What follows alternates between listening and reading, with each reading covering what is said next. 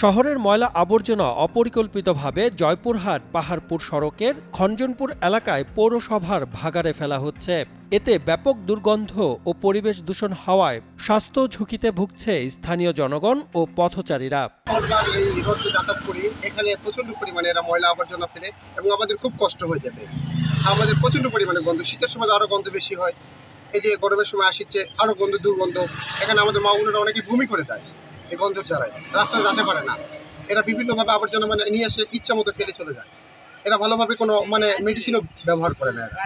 এদের ইচ্ছা মতো এরা ময়লা আবর্জনা ফেলে চলে যায়, অনেক মা বোনের কষ্ট হয়। জয়পুরহাট জেলার সদর হাসপাতাল এবং যত ক্লিনিক ডায়াগনস্টিক সেন্টার আছে পৌরসভা বাউন্ডারির, এই সমস্ত বর্জ্যগুলো আমি অপসারণ করি।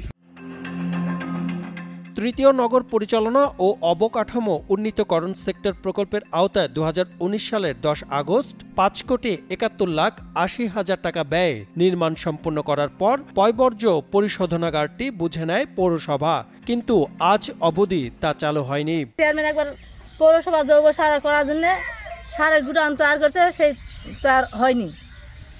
তো এই ময়লাটা সরে কতদিন থেকে 5 বছর থেকে কত যে হিসমিলে যাবে বলে ময়লা ফেলাবে। তো 5 বছর হয়ে যাচ্ছে এখন হিসমি কোনো ময়লা টলা নিয়ে যায় না।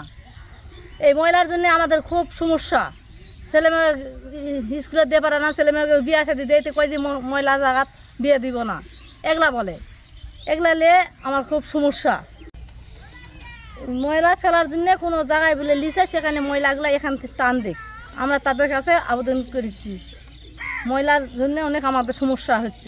সব মশার বিরুদ্ধে সুরক্ষা দিতে এলো বসুন্ধরা এক্সট্রিম অ্যারোসল। মশার বিরুদ্ধে এক্সট্রিম সুরক্ষা। অধিকাংশ বর্জ্য ময়লাগুলো আমাদের ল্যান্ডফিল্ডের কার্যক্রম শুরু হয়েছে।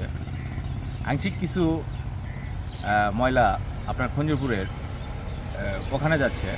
ইনশাল্লাহ আস্তে ধীরে সমস্ত কিছুই আমাদের জয়পুরহাট শহরের যত যাবতীয় বর্জ্যগুলো আছে সবগুলো ইনশাল্লাহ ল্যান্ডফিল্ডে আসতে শুরু করবে। তবে শোধনাগারটি দ্রুত চালুর আশ্বাস দিলেন পৌর কর্তৃপক্ষ।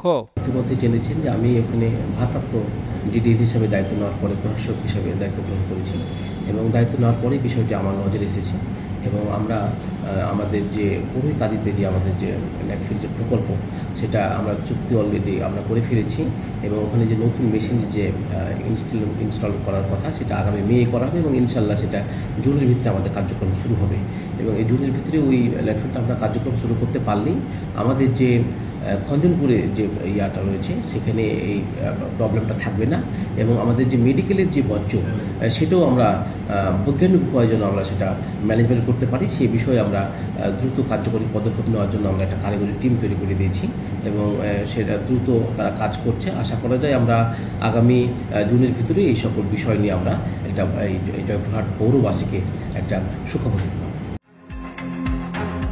চলতি বছরের মধ্যে ময়লা শোধনাগার চালু করে খঞ্জনপুর এলাকাকে ময়লা ও দুর্গন্ধমুক্ত করার দাবি জানান স্থানীয়রা।